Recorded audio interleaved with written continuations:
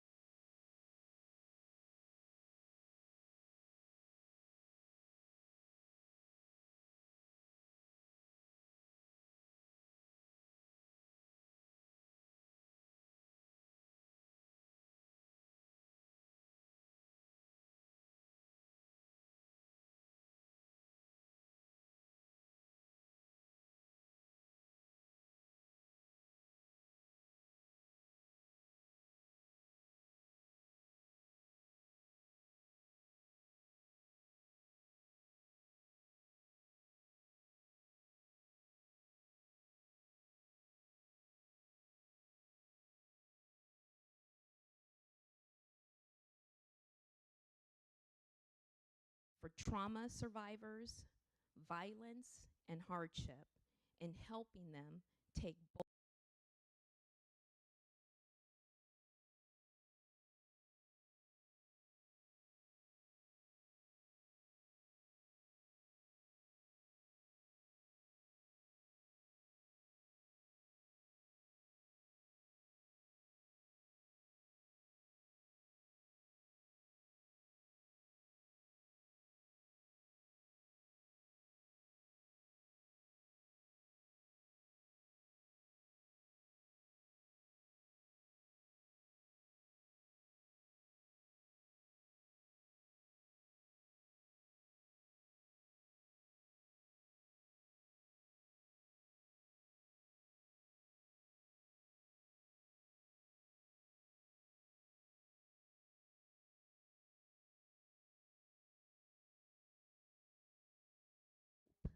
healing and support.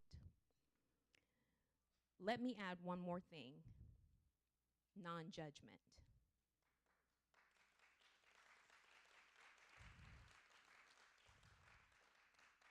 From that calling, Courageous Women Association was born. Since then, we've grown into a powerful force of change, reaching thousands of women, children, and gender diverse individuals across the Bay Area and beyond through our life-changing programs. Our career development and economic empowerment program has graduated over 2,000 individuals.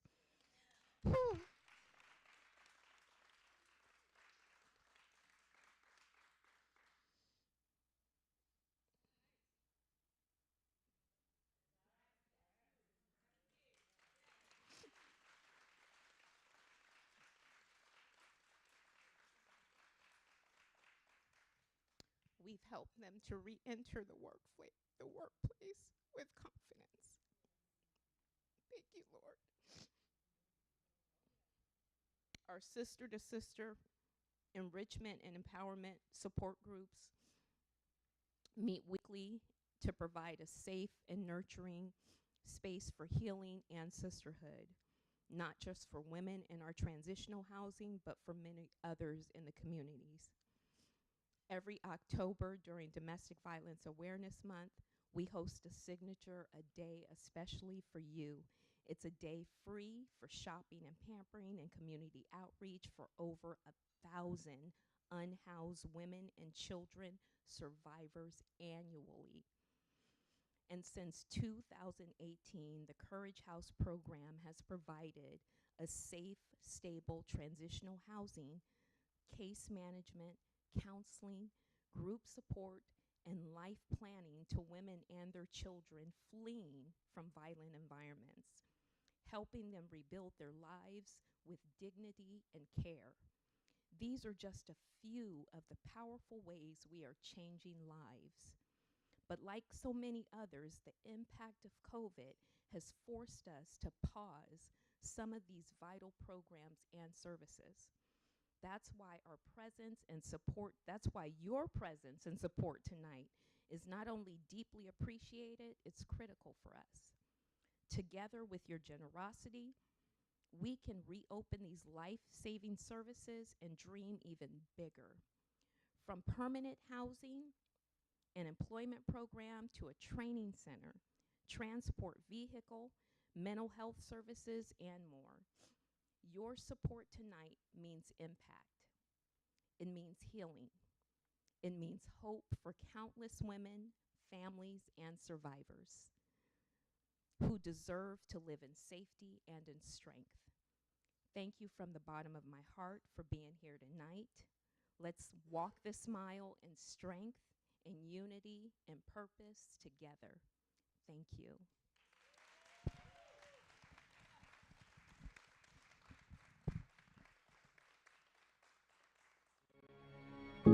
The world went quiet. The night is as dark as ever. We shut our doors, but the needs never left. For years, this house holds laughter, healing, sisterhood. Now it waits quietly for a new beginning. Before the silence, there was something beautiful here. Courageous Women has had a tremendous impact on my life. At the time I attended the first event, I was still very reluctant to obtain help from other women. However, the event was extraordinary. I first went to a workshop. It was a graduation for one of the other clients in the program that I'm in, and she had been going every Saturday, and it was an employment workshop. And when I went to the graduation, there were so many people there, familiar faces from other programs, and it was just, it was so spiritual. When this opportunity here, the Courageous Women, jumped in my lap, my soul just kind of jumped on it. It was as if this is what you needed, to expose and help those that can see that there is help, there is hope, there is women out here that will help. Courageous Women was founded to support and encourage women victims and survivors of domestic violence, homelessness, and addiction. We also strive to help the women that are in prostitution and human trafficking and any other adversities that women face in life. I feel as if I have to bring hope to these women. That, to me, helps to inspire change in lives of these women so that they can feeling of self-worth for themselves.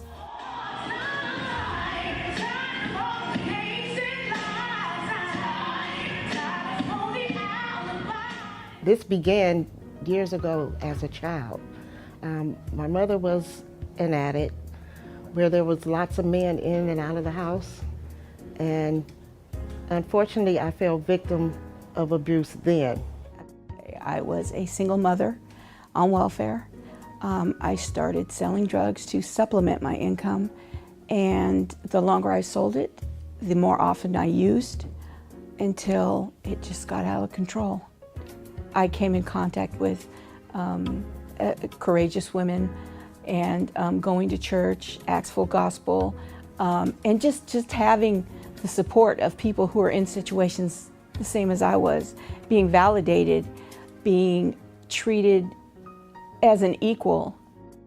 I feel empowered, inspired, and that I have the power actually to encourage another to not have to suffer as bad as I did.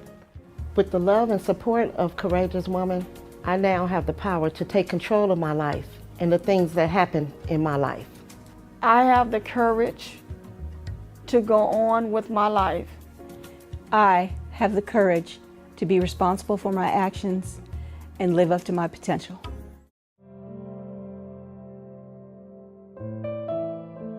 These stories shaped who we are. And now the light returns. In this moment, we begin again. Together, we can rebuild what still matters. It's time for us to start speaking up for those who don't have a voice for themselves. It's time for us to start helping those who can't help themselves. I think in this world, it's about bringing equality and equal rights to everyone. And in order for that to happen, we have to change.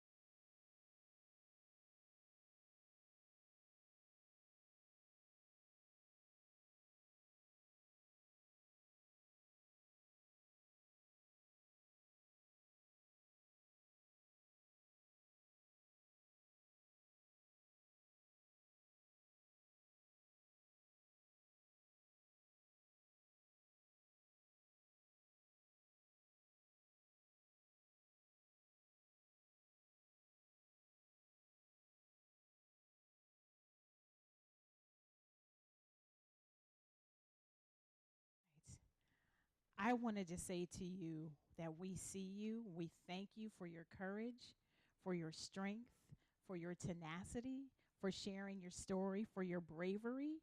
It's not easy to tell and talk about the things that you've already experienced that have been so painful. And I want to personally say thank you.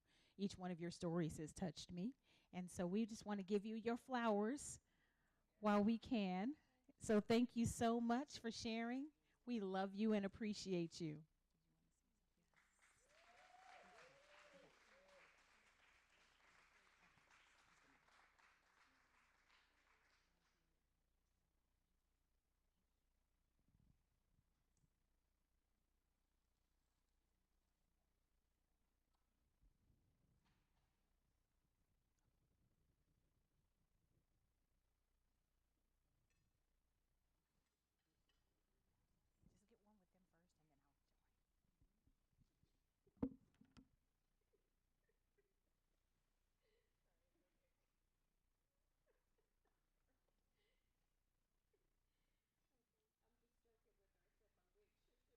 Just get one with them first, and then I'll join.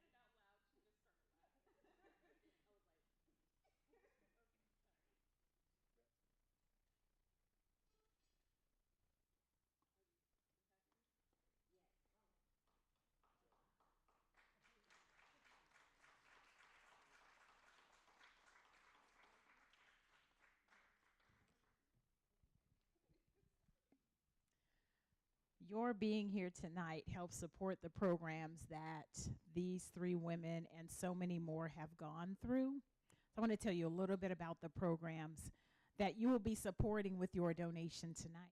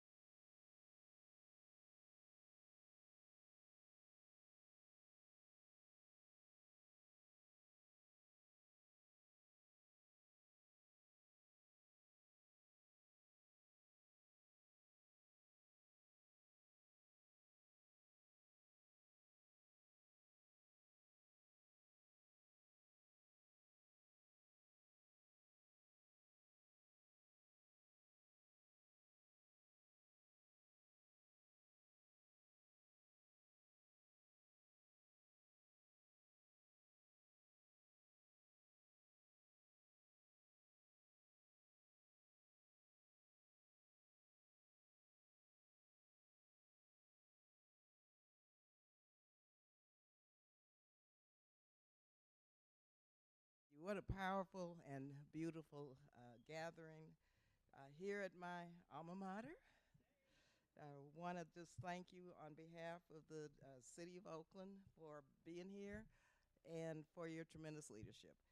You know, what you do is more than raise awareness, but what you're doing here with Courageous Women's Association is really compelling everyone to listen and to act and to be courageous and to require others to join us in solidarity. You know, at the heart of this movement, of course, is it Tanya? Where's Johnson? Shoshana, where is she?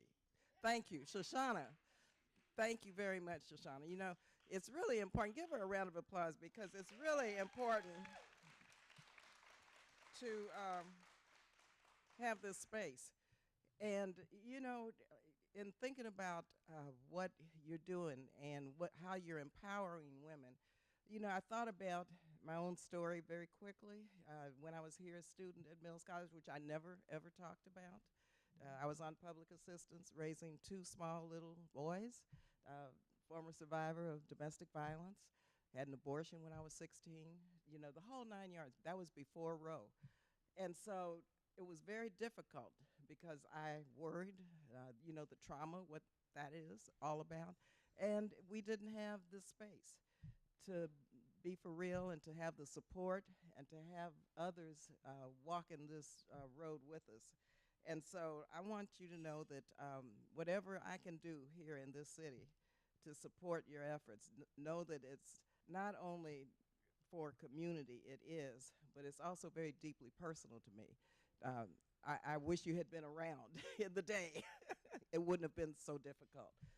But because of what you and Shoshana is doing and what all of you have come to really lift up is to ensure that not only women have that space, but also our young women, that they know that it's okay and that they have that support there for them in whatever their lives and their journeys, wherever they take them. And so this is extremely important, especially in this day and time when black women are being marginalized, when, as you know, sexism, acts of violence, misogynism is real, and black women and women of color always get the brunt of all of the hate.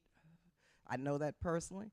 And so in this environment now, with what's taking place in Washington, D.C., we have a space here with you and here in Oakland to be able to beat it back and to be able to make sure that everyone knows that we are courageous, and courageous women can lead and will lead, right?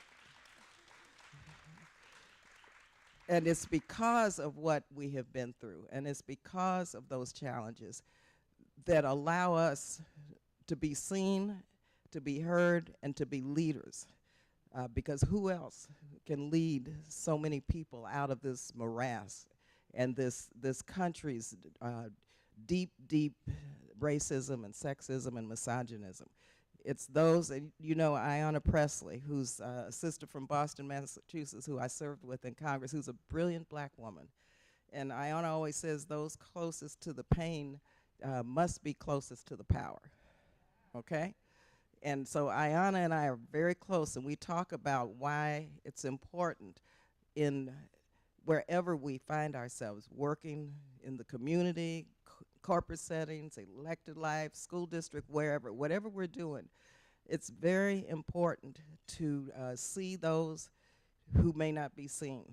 And it's very important that we share our lives with especially young people, because they need a lot of support right now.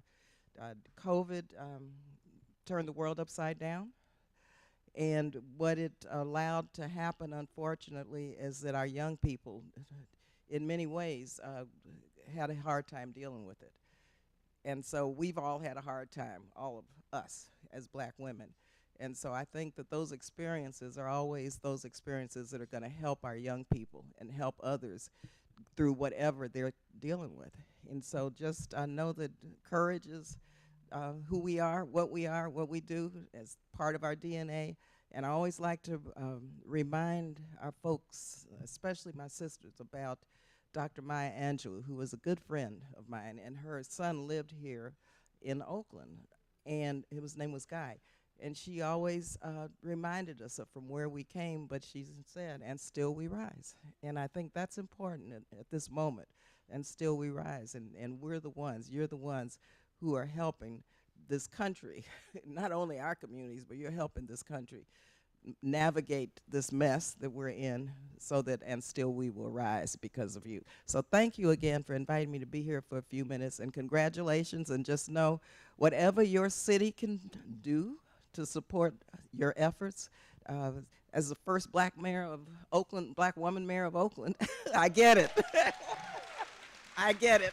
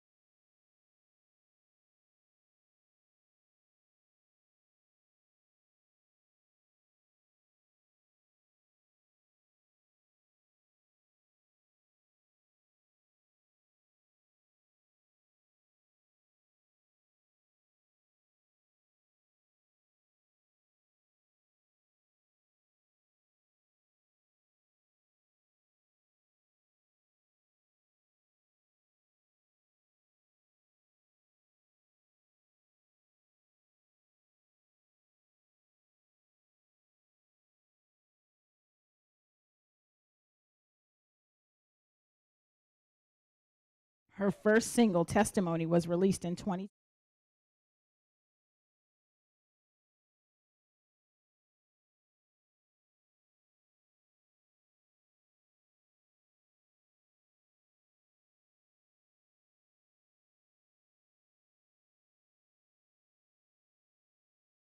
Thank you. Hello, everybody. Thank you for having me tonight. I want to first say that I'm honored to be here in a room full of so many amazing, powerful, and just inspirational women. I was in a domestic violence relationship, so I'm familiar with it. I know that sometimes it could be hard, you know, especially getting through it by yourself. So to be able to have some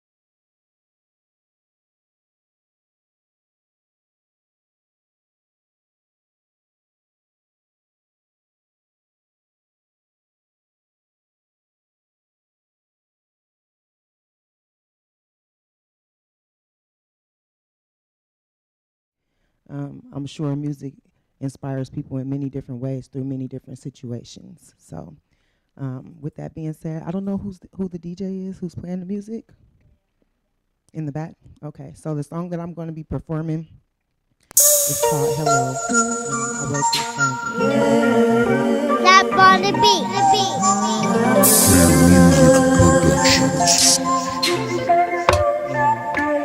He passed away. Domestic violence situation, you know, just trying to breathe and get through everything. You know, sometimes your mind is not very clear. Tap on the beat. You guys enjoy it.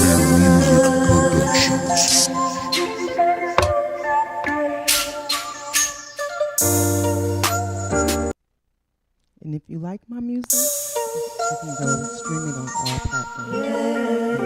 Tap on the beat.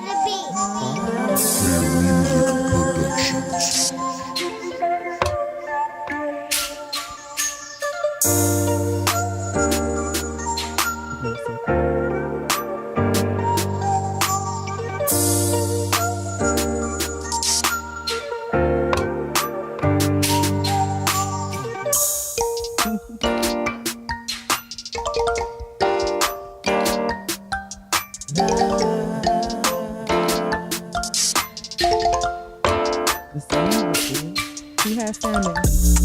It was I want to try the chicken too. I'm sure that was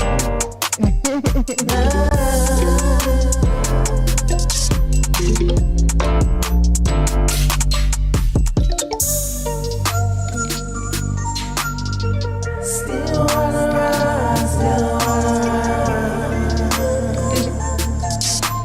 Can you turn it up a little bit?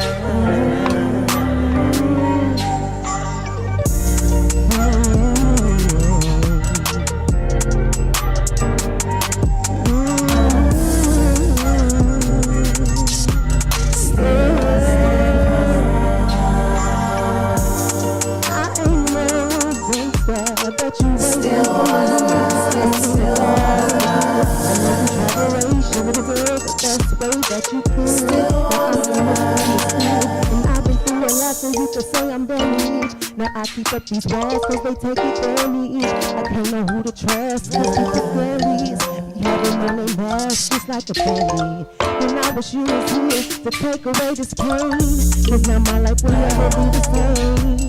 I wish I could see you as me one more time so I can say hello, what's good? Hello. I love myself, so I don't need no one else. Help me with passion so well, wasted in Jeffrey's love. When you tell me, I wish you was here to witness this progress. I hope I make you proud. I'm just trying to do my best. It's hard when I think about you. I cry when I think about you. Cause when you was here, you was my biggest favorite. Invested in my dream, had a master plan. Now I do it all alone without your loving me. If you ever lost the love and you understand. Yeah, I wish you was here to take away this pain, 'cause now my life will never be the same. I wish I could see you again one more time so I can see.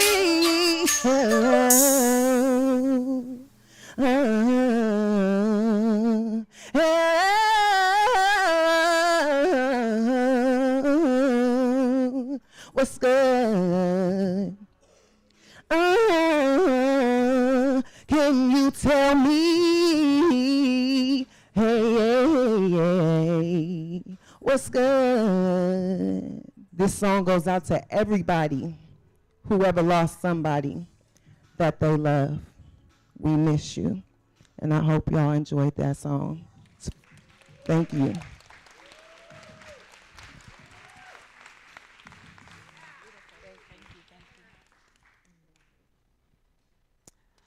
All right, good people, we're going to take a 10-minute intermission, get up, stretch. We still have some balloons if you want to pop. We will welcome your pops. We're going to take 10 minutes and we'll be back.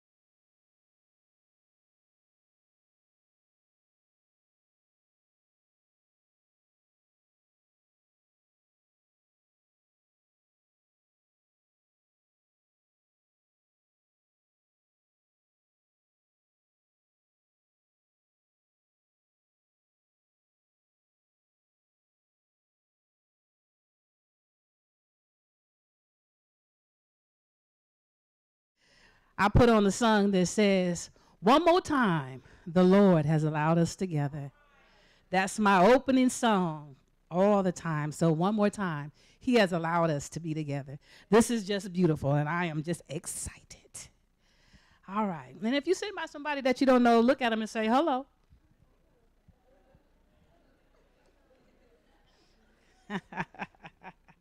So we're going to have a fire chat, and this is beautiful. So we have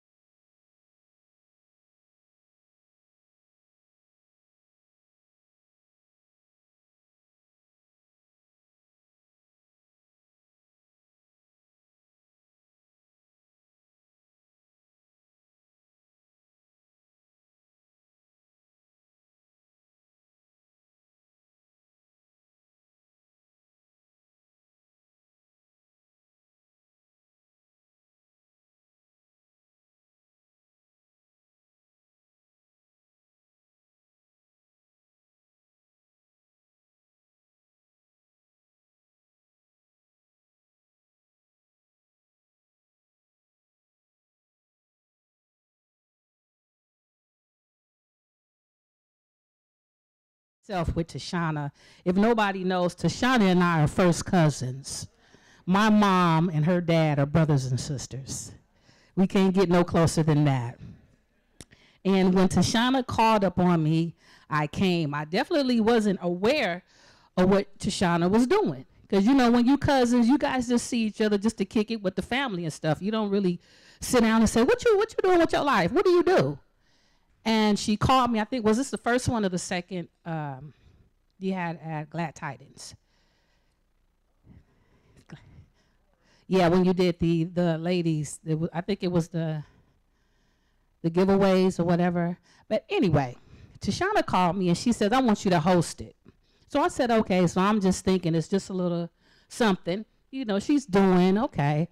When I pulled up to Glad Tidings, I saw a line in buses of women. The line was wrapped around the corner. So I'm like, what is this? When I got out the car and saw all of these women from these different facilities and places, I began to cry. I didn't know she had such an impact of what she was doing.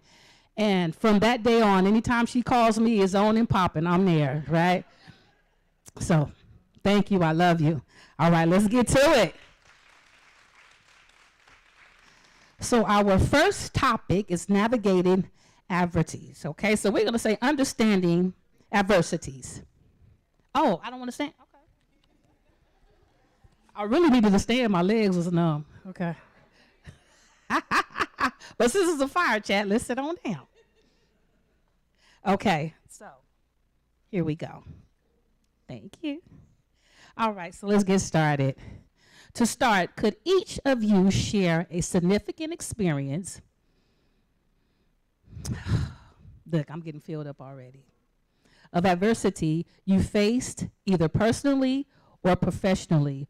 What was the immediate impact on you? So let's do it, Chef.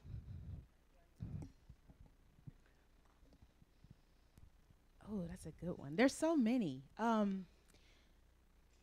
would say so you guys will hear my story, but I worked for 22 years in public health to reduce infant mortality amongst Black women. And all of my services, once I decided to not work there, it wasn't really necessarily celebrated. And so one of the things that I realized is that I had to celebrate myself and, clap for yourself. And it's very painful to donate, not to donate, but to work and give yourself to something and not necessarily be heard or seen. Yes. As a Black woman, I think that there's always like that piece. That was the one thing that set me on fire to work for myself, and I'll share that journey. Okay. Ms. Bailey? Okay, repeat that question again. Yes, ma'am. To start, could you share a significant experience of adversity you face either personally or professionally? What was the immediate impact on you? I'm going to say it's twofold. Personally, being raised in the Bible Belt, a Christian parents, you were told how to act, what you need to do, how you need to do it. So professionally, that carried over into my professional world of corporate America for over 25 years. The adversity I faced was to be able to not be seen, not be heard, and not understanding as a woman of color the power that I had. For me, facing those type of situations, it was devastating. So learning to get back up, that has been a challenge.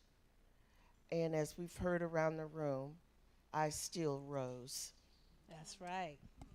Thank you. Ms. Williams.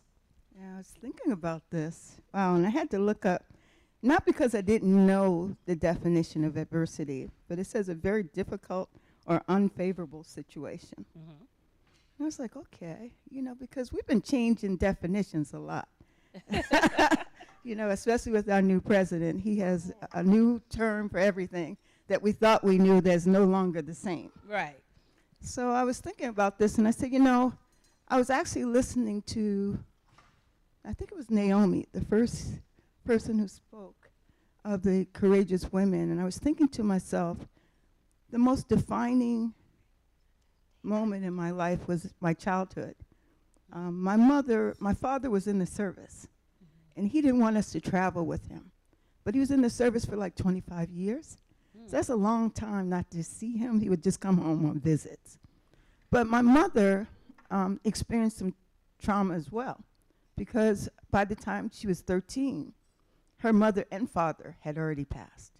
And her brothers were raising her, and she was the youngest of 7. So none of this did I understand.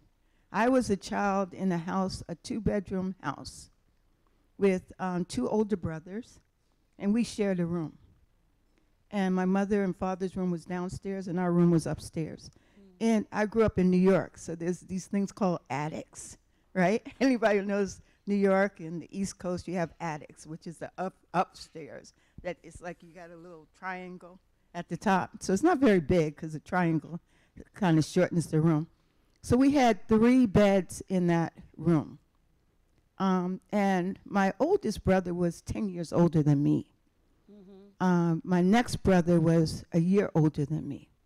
But my oldest brother wanted to experiment, and he used me as the tester. And so I experienced that for a long time until he moved to go out to college. And my mother was somewhat oblivious, or she pretended she was oblivious. So I was very, very precocious is what my parents used to call me. 'Cause I would write them letters saying, don't you know? Yes. You know, why don't you see this? And they would never respond to it. And I was telling them about the abuse, but got this kind of air from them like I should treat it like it's okay because they were ignoring it. And my grandmother, who I really loved, who was very religious, I couldn't figure out how to tell her that I was doing something that I considered the devil's work. No, I wasn't going to tell her that was happening to me because that was like, we don't talk about that. And the devil, don't bring the devil in here, girl. So I went until my teenage years holding that, writing letters about it to my parents who ignored it, and holding that, and married with that same behavior. So I think that was my biggest adversity, is trying to figure out how to be normal in an abnormal space. Yeah. Thank you for that. And you know, I'm right while I'm listening to you, I think we've all know someone who's been in situations where they just don't say anything. You know, I had a neighbor that lived downstairs from me, and she would always want me to just stay. You know, just say her mother had married a man that we found out was an escapee from prison and became a pastor. Go figure. And so one day we were all getting ready to go and ride our bikes to Golden Gate Park. So everybody's excited. So she says, come on in, Sharita. I'm going to take a bath and everything. And I was like, okay. And I went into her room and just closed the door. I thought it was, you know, just us. And as soon as she came out of the bathroom, her stepfather flew right into the room. And I looked at him and he looked at me and I'm like, what are you doing here, you know? And so when I looked at her, I was like, is this what's going on? And she couldn't do nothing but shake like, you know. So from then on, I ran upstairs. I told my dad what happened. I said, can she stay over until her mom comes home from work? And that's what happened for the next year. Because I knew, I just felt it. You are a grown man. Why are you coming into this young lady's room? So it's good to speak up. If you can't speak up, somebody speak up for you. You know? You speak up for you. Okay, next one for you guys. What are some of the initial thoughts or feelings that arise for you when you confronted with a major setback or difficult situation? Chef. I gotta go first. Okay. I've sat at the crossroad a few times, and at the crossroad when my son was murdered in 2017, and it's hard for me to talk about it. Yes. But this is my first time.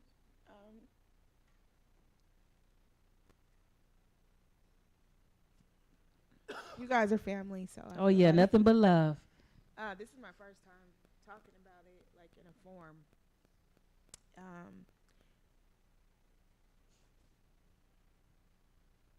You want me to skip and get it together? Okay. I'll talk about it. All just right. Need a minute. Okay. Take your time.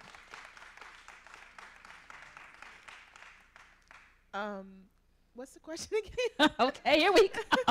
What are some of the initial thoughts or feelings that arise for you when confronted with a major setback or difficult situation?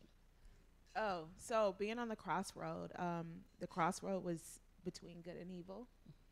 And I've literally sat, I feel like, with the devil. And I've sat with God.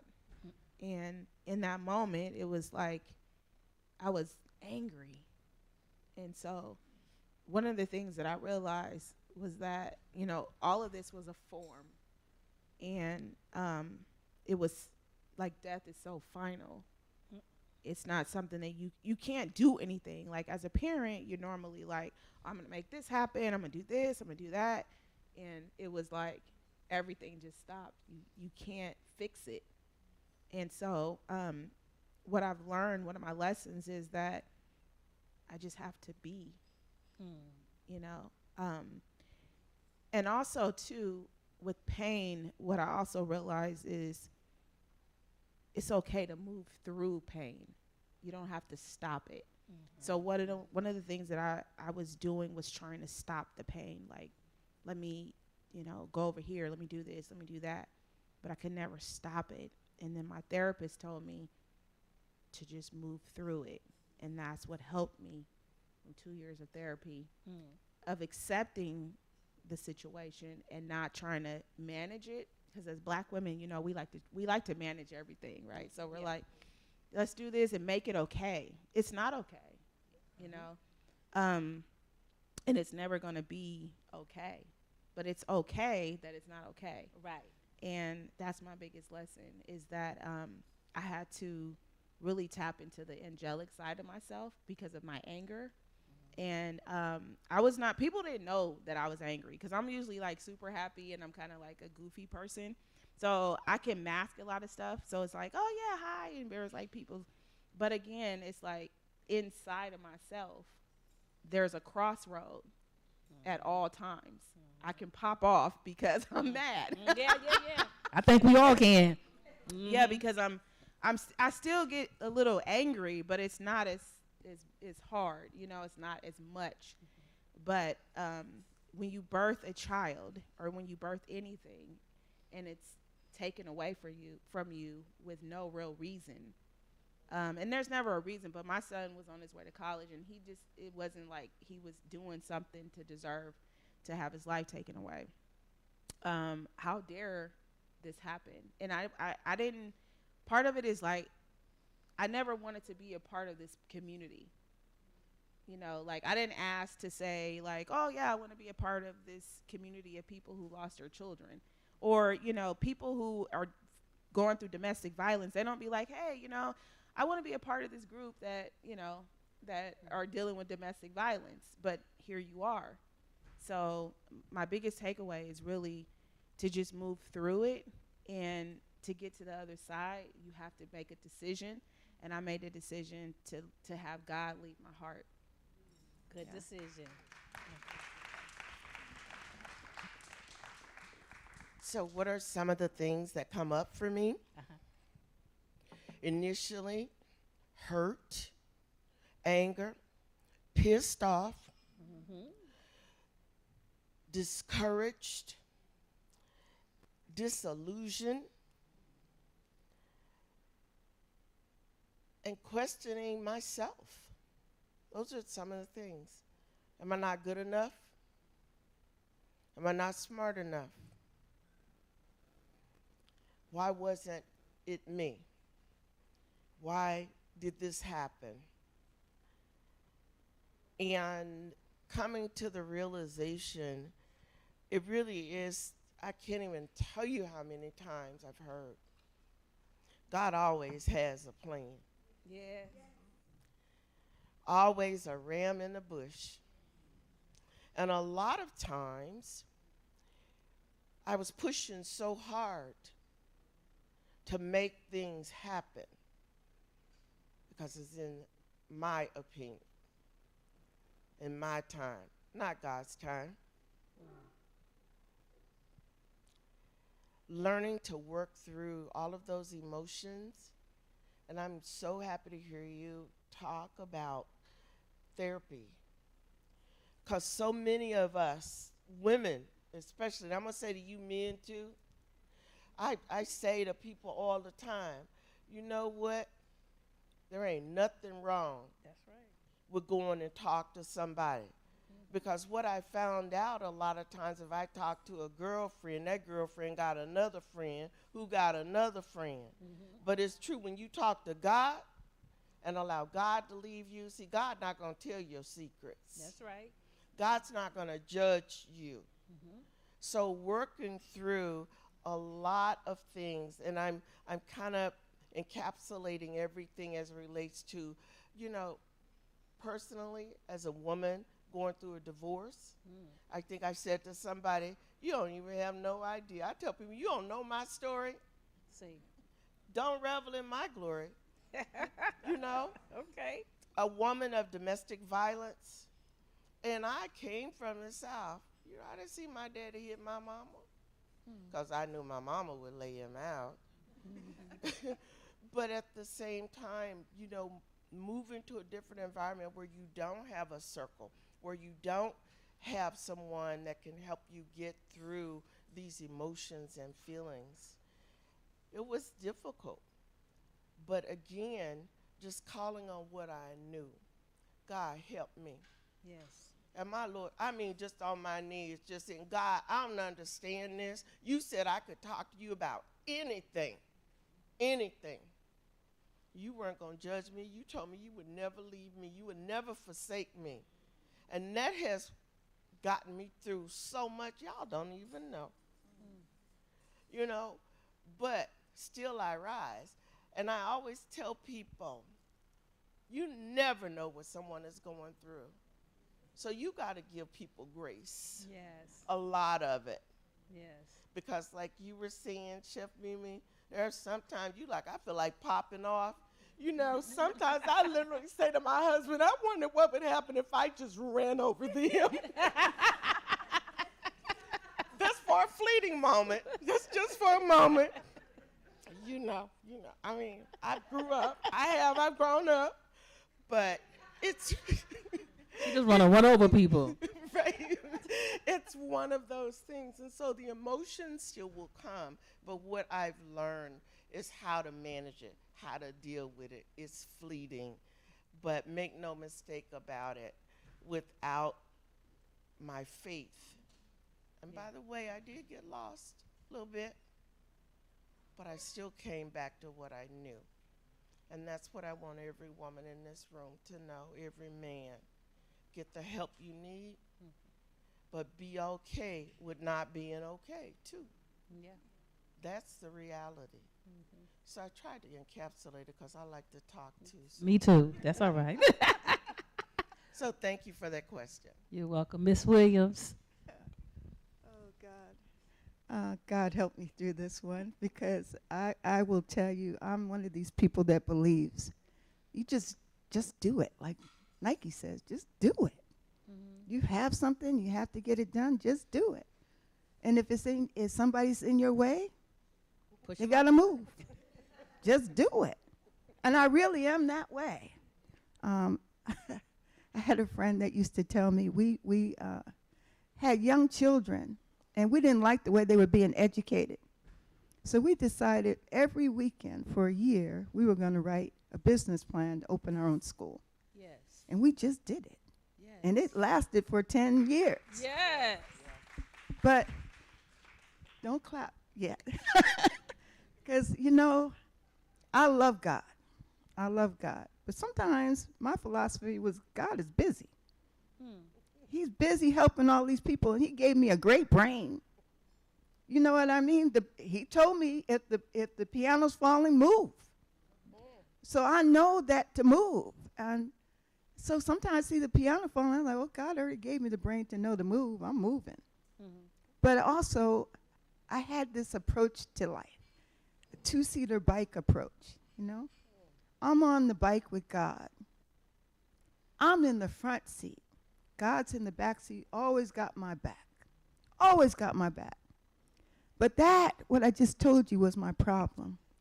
I believed that God was in the back and had my back, but Lenora was controlling the scene in the front.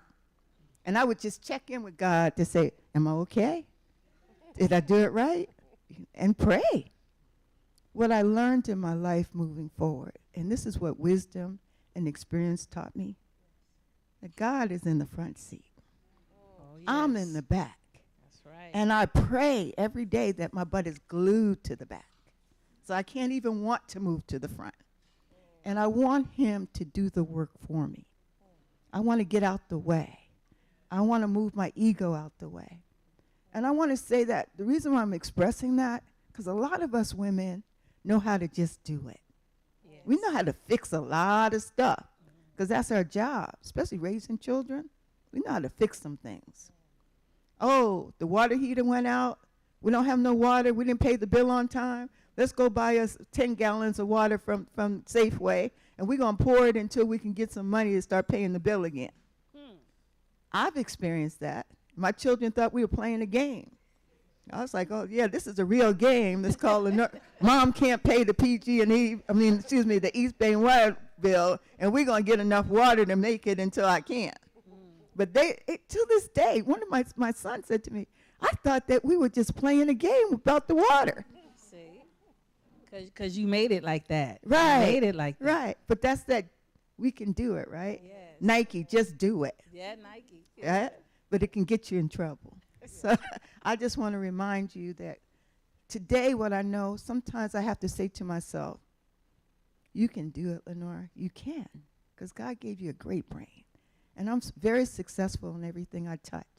Right. But it's not because I'm successful. It's because God has decided to allow me to be alive this morning, to talk to him and for him to talk to me about what I need to do. You can hear the difference.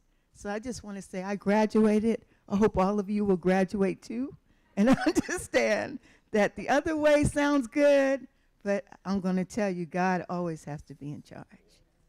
Yes, yes. We must keep God first no matter what we do.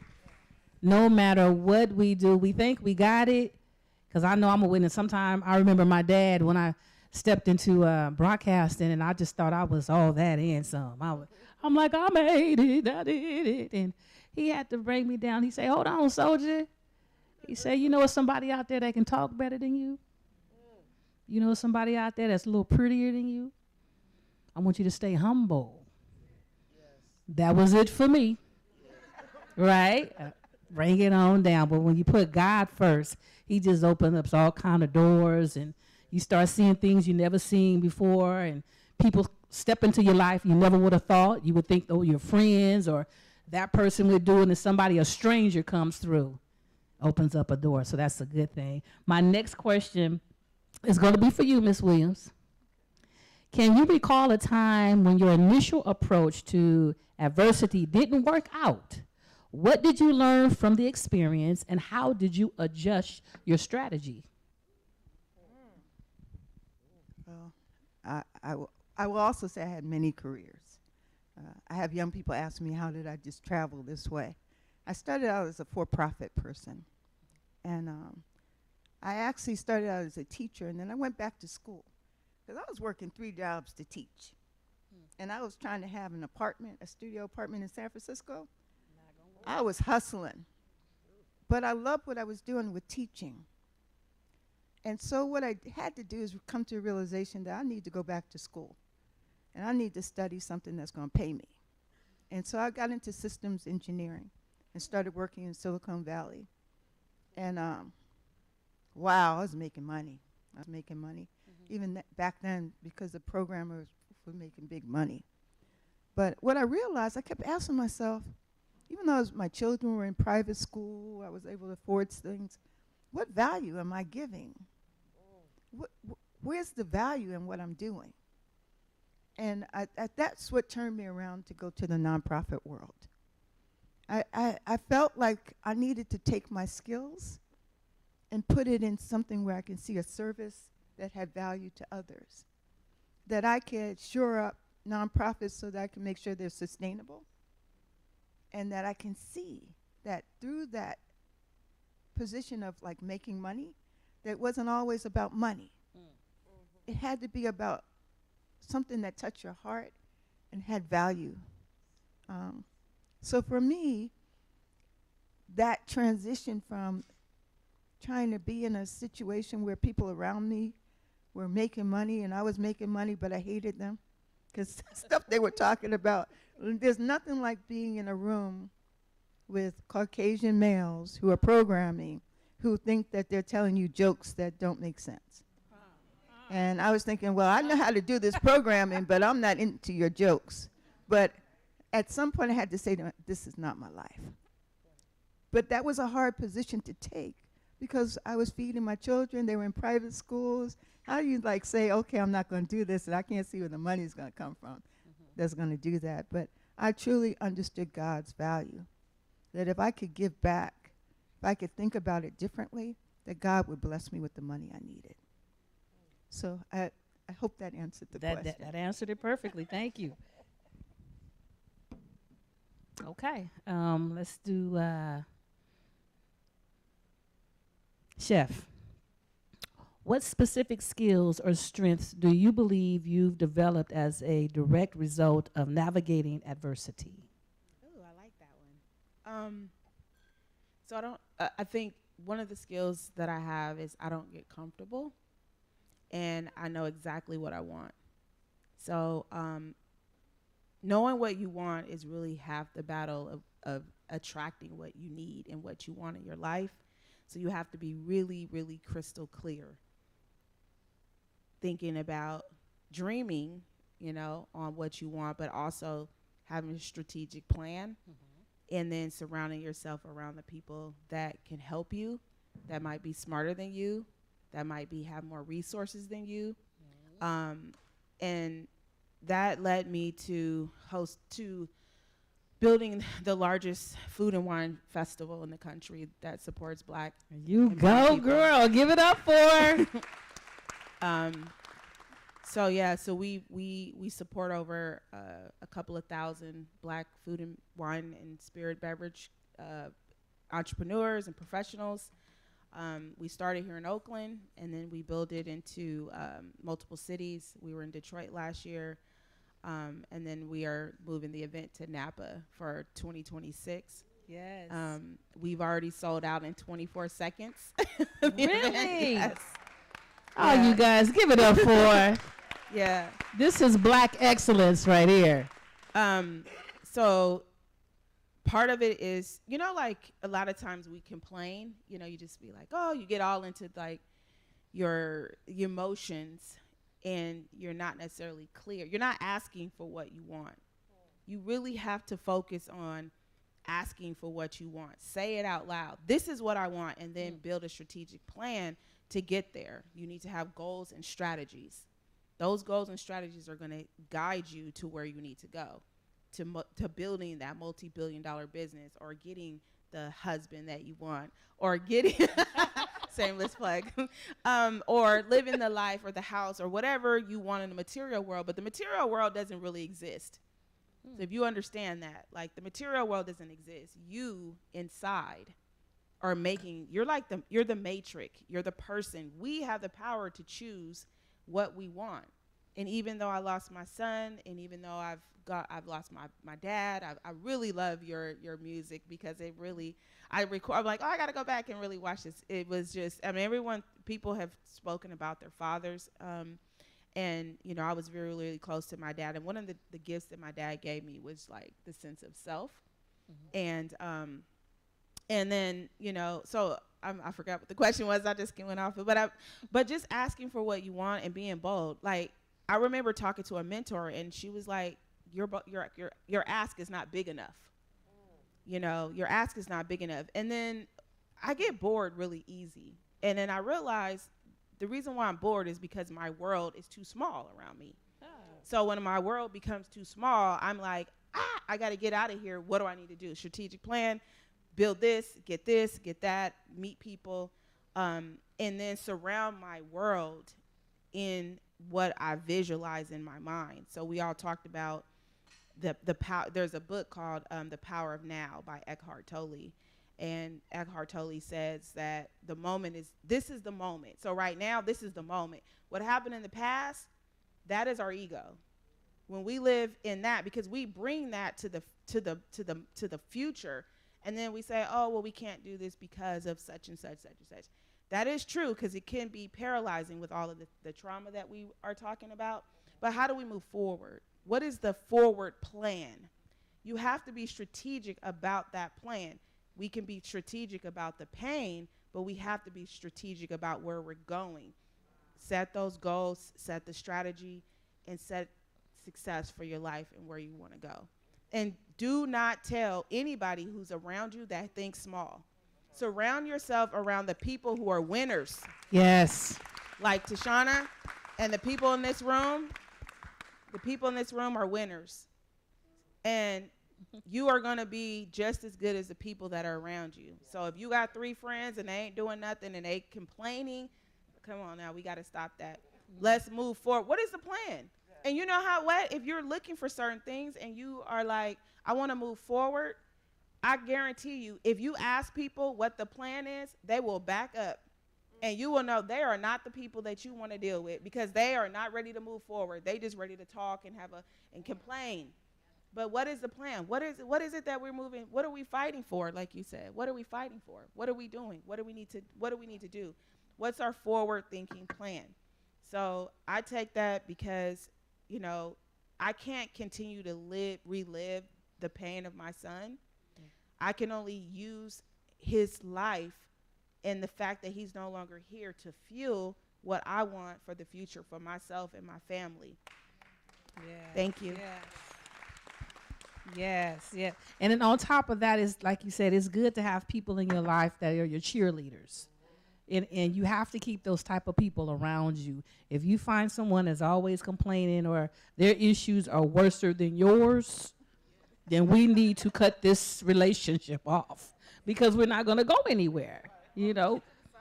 No, I want you to go because you going to mess up everything. Scat cat. Okay.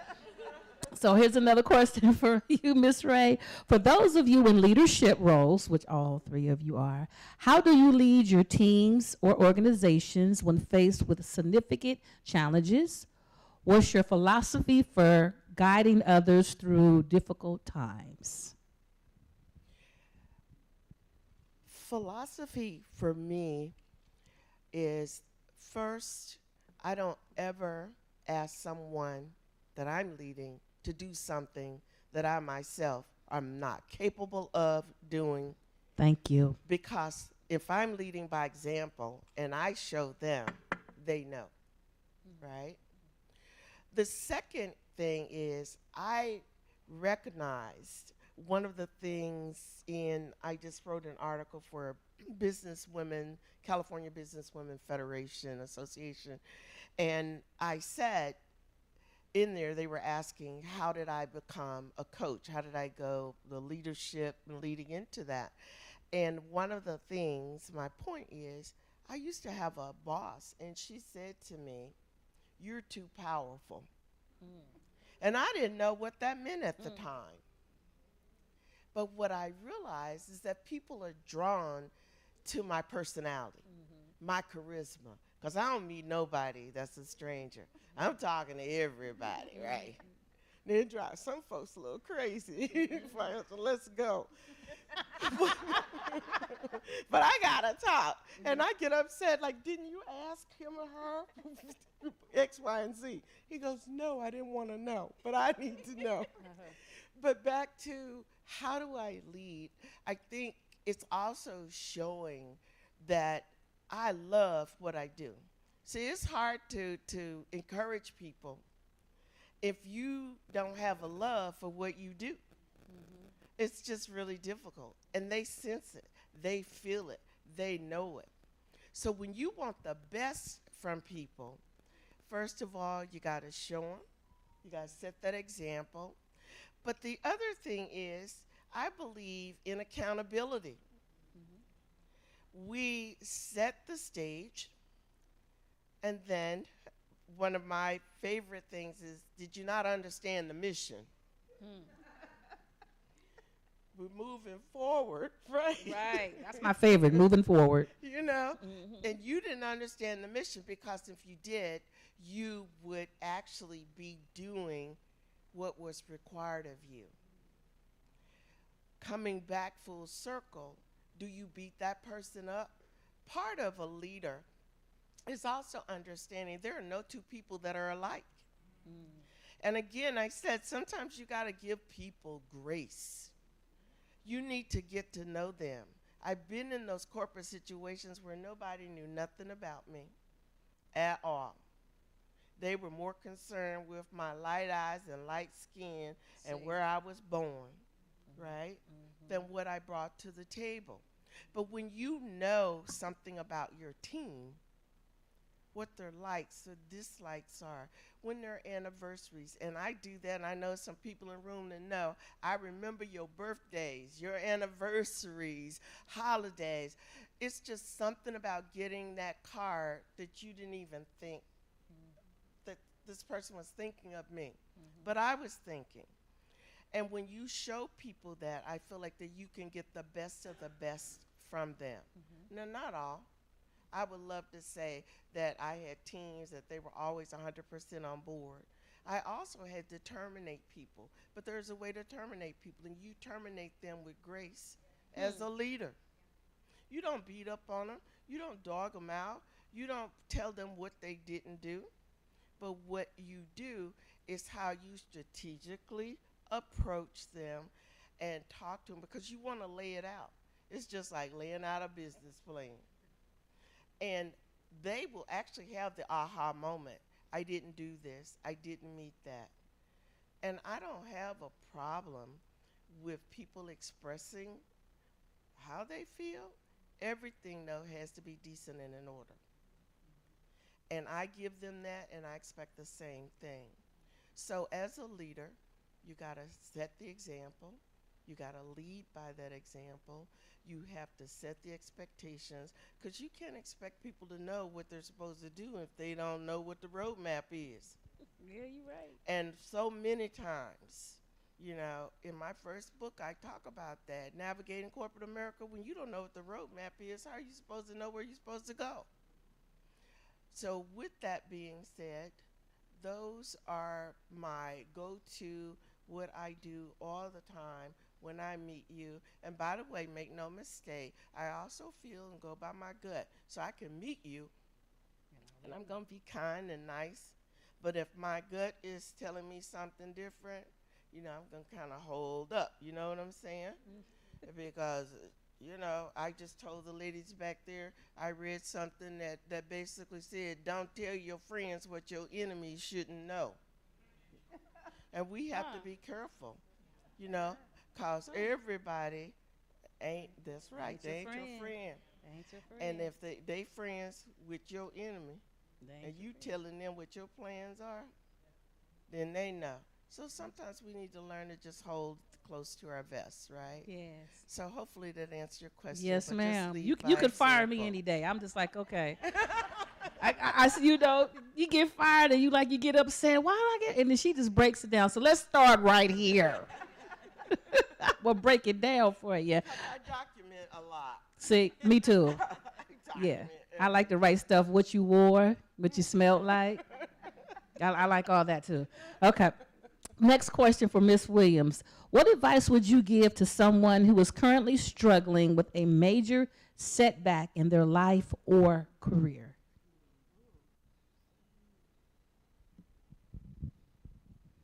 Pray. Pray. Really That's pray. it. You got to love God, because, you know, for me, God always delivers. He always delivers.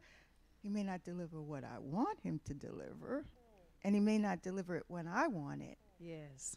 But I've been blessed enough to see him deliver and it be good, and I'm smiling after, saying, oh, wow, that wasn't what I expected, but I'll take it. I'll take it. The other thing I think I would say is there's nothing too difficult to get over. You just heard somebody talk about the loss of her son. You heard another young lady talk about the loss of her 2 children. When God is in it, there's nothing you can't get over. But you have to have patience. And sometimes you have to sit when you don't want to sit. Yes. Sometimes you have to let go when you don't want to let go. And you have to trust in him in a way that is scary. Because sometimes I'm gonna tell you too. Sometimes I'm really mad at God. I've been fasting. I've been praying. Didn't you hear those fast? No, I was really fasting, God. I did a whole week of fasting, and I've been praying every day, 5 times a day, trying to get you to hear me.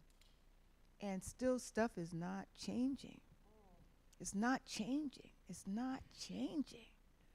And it feels like it keeps going deeper and deeper. And just when you think that, God is hearing you because you see one little thing go your way, it turns back again to something even stronger. And to me, that's the test of faith. The ability to let go and let God. I didn't know what that meant. Same thing like I told you, I remember the 2-seater bike, I was sitting in the front. Well, I'm a little hard-headed with the one on the let go, let God. I keep checking. Is it soup yet? Did you fix it yet? What's going on? But what I realized, let go and let God means, can you have patience? Can you have patience? And can you understand that everything doesn't happen in your time? It doesn't. But his time is good enough. The other thing I would say is, sometimes I have to learn to just be quiet. Because sometimes my mouth starts, right? Oh, man, you messed me up. What? I have a situation recently where I was paying an attorney to do one thing, paying an attorney to do something else. And they're the specialists, and I'm paying. And when I interviewed them and they interviewed me, they sound like they had it together. I go to court, and I'm like, okay. And all this stuff starts to reveal that they didn't do their job. And this situation's getting bad. And wait a minute, I'm paying you $10,000 or whatever the amount is, but it's more than my pocket could hold. And you're not doing the job. And I'm praying on top of it. God, please help me now. Don't let me get in a situation where it's going to get crazy. I prayed for this attorney. But what I realized is sometimes you have to just settle yourself down. Settle yourself down. Learn to be still enough to listen, to hear God. Because he's talking. But sometimes we're so busy trying to answer and do what we want to do. But if we can just learn to let go and be patient, God will reveal what you need.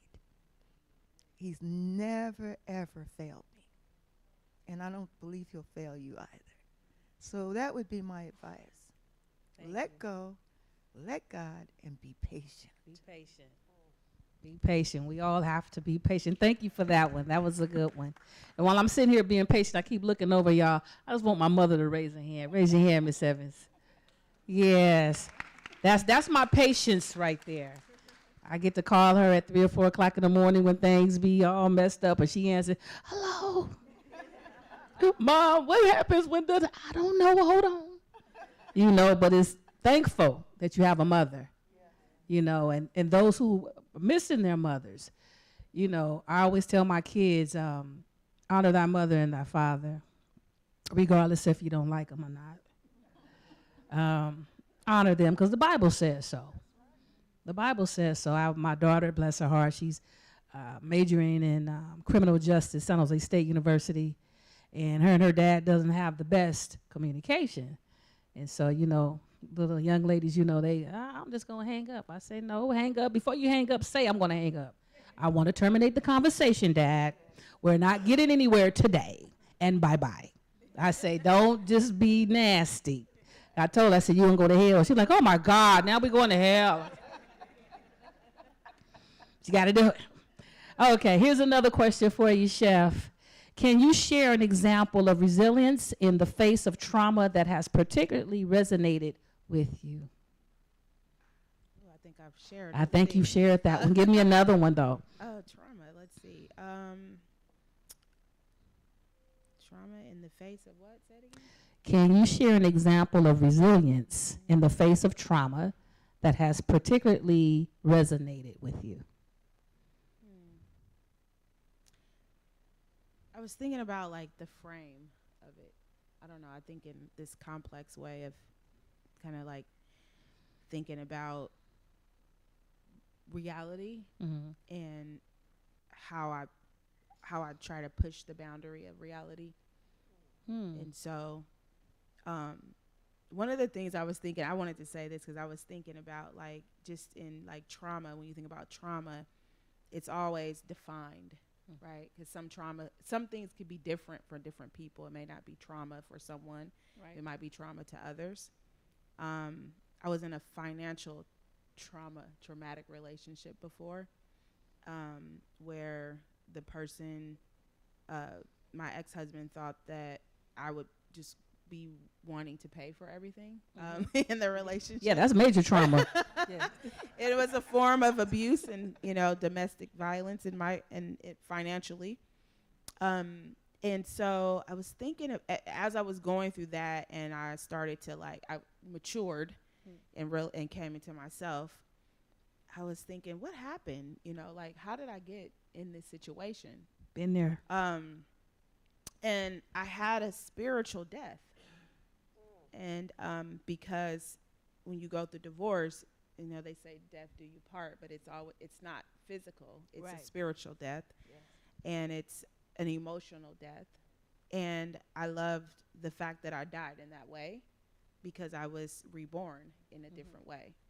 And I developed the insight of what I wanted, and I'm speaking, these things into existence, how I wanted my life to be, who I wanted to be there, and I learned. So I used those traumatic experiences, that trauma, and I turned it into a lesson, because they say God gives you lessons in life. And so I was able to make a decision that I'm not a victim in this situation. This was a lesson. And sometimes you can trick your brain into thinking different ways. If you use different languages, then you don't fall into the depression of who that person was, because that person has died. And you're elevating into a different space, and you're giving yourself grace to not walk around with the cloud over your head to say hey, this happened to me, or because nobody wants to walk around and be like, I'm a victim of domestic violence, or my son died, or, you know what I mean? You don't want to be that. You want to be fabulous, right? And you can be fabulous. And so part of that is just saying, I'm going to be fabulous. And even though these are the things and the circumstances, I did not participate in this. This is the other person's thing. And I just happened to be there. And so that part. And then, your body responds differently based on how you frame your mindset. Yeah. You can frame your mind to be strong, or you can frame your mind to be weak. So when we are falling into I'm in this and that, whatever, and this happened and blah, blah, blah, your body's feeling and reliving that situation. And even though it's going to happen naturally, because I still relive my trauma, even when the phone rings and one of my kids call, I'm like, oh, because that happened when my son passed away. I got a phone call. So when the phone rings, I'm automatically going back to the trauma. Yeah. Of what happened. Okay, what do I need to do? So not to say that these frames that I'm talking about work all the time. It's just something that you can strive for. And when you're dealing with trauma, you have to understand that you are not the person who was the abuser. You are not the person who was the person who pulled the trigger or whatever happened. You are a person that was there, and you are the person that can control how you think and how you frame. So if you reframe it in a way that's more strength-based, then you're going to feel better.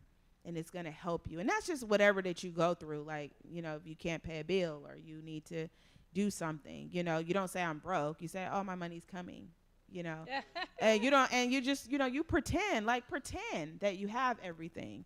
If you want to be a millionaire, act like one, if live your life in the way that you want it to be, because God will start answering, oh yeah, she already there. So it's already that way. You want to be married, you want to be, this, you're already a wife, right? You're already, doing whatever you want to do. So I think the power is that you have to believe that you are more powerful than what you probably give yourself credit for. You are powerful, and you can dream and build whatever that you want, but you have to say yes. And God will only answer the things that you are really serious about. Because a lot of times we only talk about the things that we don't want. I don't want this type of job. I don't want this. I don't want that. But it's like, well, what do you want? Speak the things that you want, and that will come $1 million. into existence. Okay, ladies, we are running with time, so I'm going to have this question. Huh? All three. Okay, so we're going to do 2 and 2. 2 minutes? All right. Okay, so listen to this one. How do high-profile cases, like the ongoing legal proceedings involving Sean Diddy Combs, illuminates the complex realities, Illuminati, for real, illuminates the complex realities of power, dynamics, abuse, and the long-term impact of trauma on individuals?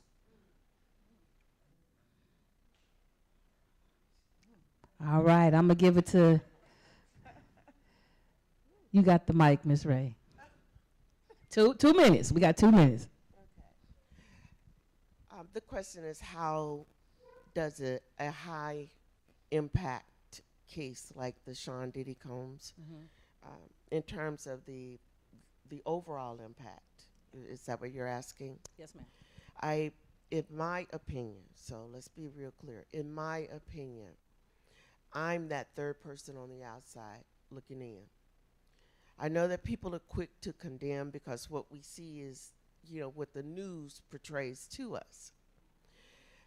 However, I also know that there are so many of our young women, again, in my opinion, searching and looking for father figures, looking for love, maybe in the wrong places, and maybe get caught up. And when they're caught up, they don't know how to get back. Love comes in different forms, and I am not clear on what that looks like, but I know what it looked like for me when I got in an abusive relationship. And I thought he loved me, black eye, broken leg, and all. And so you stay with it. Part of it is you're supposed to please your man. You be there. And that's what a lot of women are taught. Not given that strength to say, I can get up and walk away. I thank God every day, where's some wood? And I knock on wood that I walked away. I got up and I was able to walk away. But not everyone can. And so when we see high profile cases like Sean Diddy Combs, when we look at what has happened with this young woman, it makes me feel very sad. And again, there's the grace piece. I've heard different things. Of course, I think we all have, that this young woman, she could have got away. She should have walked away. She should have known. But when somebody's telling you that they love you and they're supplying you with all these things, and that's what it is, things, is stuff. You don't even know who you are. So was it unusual for her to get caught up? Maybe not. But I come back to saying, who am I to judge? Right. And it could be any of our daughters or our granddaughters or nieces. And what we have to do is to talk. We've got to talk. We've got to ask questions. We have to know. And I say to young women all the time who's outside hustling in front of Walmart in Castro Valley, and they're saying, I'm a survivor of domestic abuse. And I talk to them, encourage them, let them know that they have the power. There are resources. But in this particular case, I am glad that it finally came to light. What we've all seen on television, it was horrific. And the fact that I wondered, because I'm not in her head, how could someone tell me that they love me, but they're turning my body over to their friends or other people. And there should be something that should click, but I haven't spoken with her. So again, I can't judge. I just hope and pray that justice is served with all of the evidence as it comes out. And I think that for her, I pray that she finds peace and that she's able to completely rebuild her life. Yeah. That's my thought. Thank you.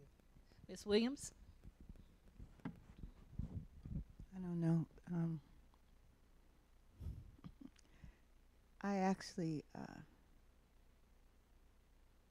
am a member of the United Nations, and a lot of times we have women conferences, women from all over the world, and they come and they talk about the situation. Like I listened to this young lady here who was talking about hers and read her book. We forgot how to love on our children. We forgot how to love on our children, because it's not just young ladies, it's young boys as well. Yeah, yes. Yeah, and I think for me, I wish we could go back to being mama to all of the children we see on the street, and father to all the children we see on the street. They need so much love, and they're being guided by the wrong things. Like social media is taking over everything. Everything is upside down for me. So my heart really cries when I see that. I see somehow as an adult I haven't done my job to support these young people in a way that makes them feel loved enough to stand up and say, and it's maybe because I'm coming from that point of being abused as a child too, that I have a sensitivity about that. Where was the adult in my life to talk to me, to make it right, so that I didn't hold it as wrong, and living in this shelter, like really trying. I mean, I grew up having eczema so bad that I used to get nicknames because I was just the nerves and the stress from what was happening to me. But I just think that where are the adults? Now I'm an adult. Why aren't we talking to these young people and loving on them? Yes, ma'am. They need to understand that that's not okay. And we need, as adults, to stand in their lives as people who can say it's not okay. And it's okay. Come to me. I'll be with you. No matter what. I'm going to stand with you. I think that's missing. Yeah. And that's why they can make those choices and feel unsafe. And Chef? be okay. Thank you. Thank you. I've actually been around Diddy a few times, but this was years ago. But I've been around the culture where I've seen a lot of toxic relationships from high-profile celebrities and people, and it's very chaotic, you know, because the people that are around them, they're all trying to get something, you know, and so people close their eyes to what they see because they benefit. And it comes from, you know, this country is built on that. Yes. So, you know, it's the hierarchy and, you know, the status of who's who and how people get passes based on how much money they have or what their status is, which is very unfortunate. I think that one of the things that you spoke about is the breakdown of family. You know, people act like they don't see certain things, and so, you know, for me, when my daughter started dating, I was like, I just told the person right away, if you do anything to my daughter, I will kill you. I'm gonna go to jail. So just know that I'm biased. got all these people behind you. Yes, you know, but not everybody has that. So we have to have villages, you know, programs like what Tashana is doing, and we have to talk about it, you know. And so people think it's okay because there's gifts behind it, like you're gonna get a new car, you're gonna get a house, or you can buy people. And I think that abuse is being purchased, and is being the person who Diddy, in his case, he's also been abused, because who are you to have that in? Right. What baby oils and all this? Like, what? Right. What are you doing? Yep. You know what I mean? So we have to know that whatever, he's also a victim because he's also victimizing. Somebody hurt him. Yep. Right. And he's acting out something that he's seen because that's not normal. That's not a part of our African tradition to just be evil and do these horrific things because you can, because you have power, because you have money.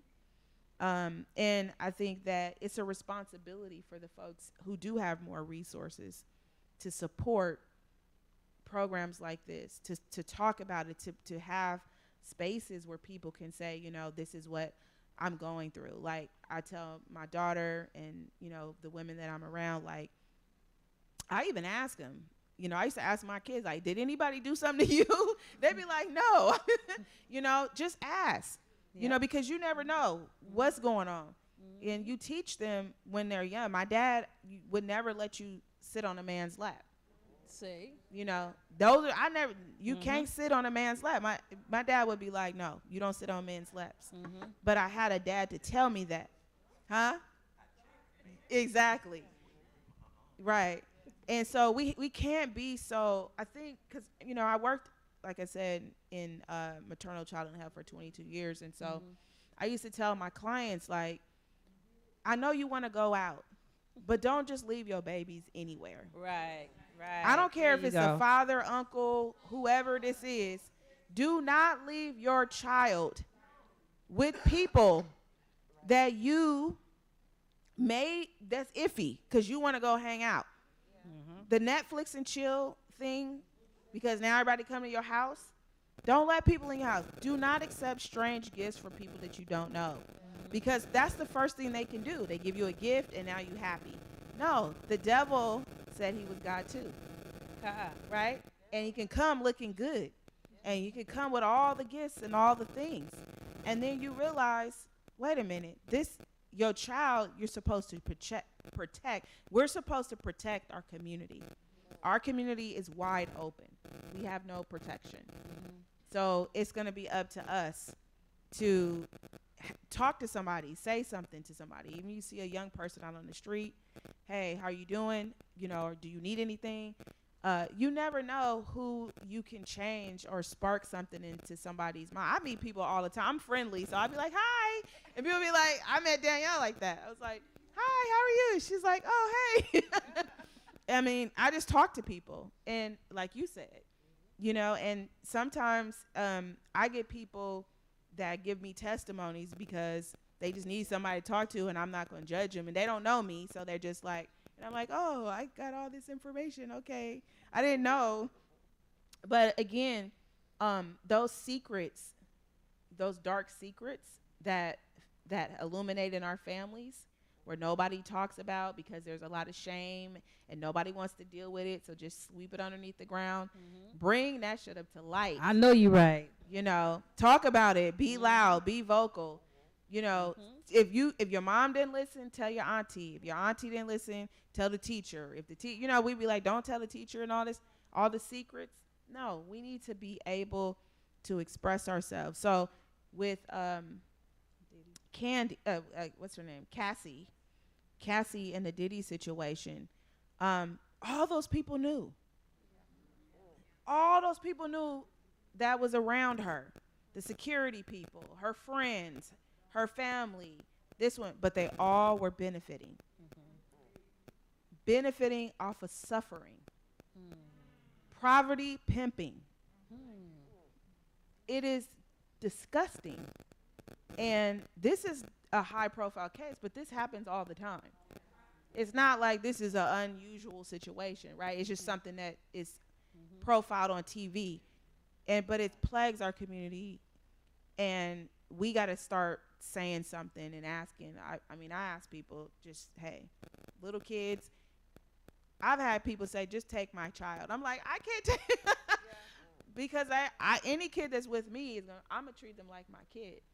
And I'm going to tell them certain things that they need to do to protect themselves because we're not always around them, you know. But so my last statement is just, you know, protect our children, protect our families, you know, do what we can do on social media. You know, black girls are being abducted and black boys are being abducted and we don't know where they are. They don't get the same light.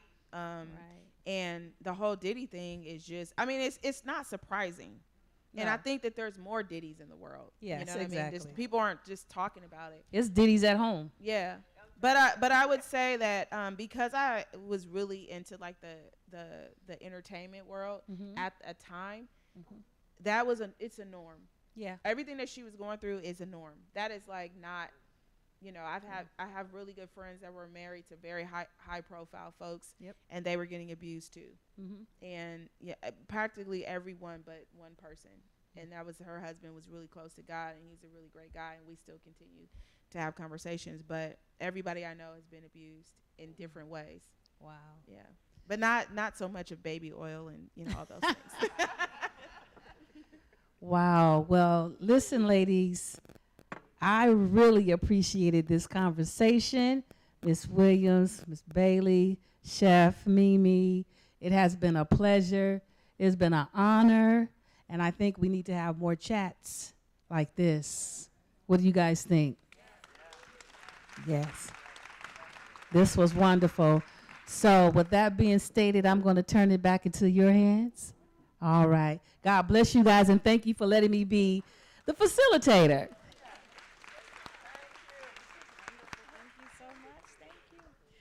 Thank you so much. Can we give the panel another hand? Beautiful, beautiful. We are wrapping up the night. Thank you so much again for being here. Thank you for your generous support. I want to remind you that the QR code is still active, so anytime you want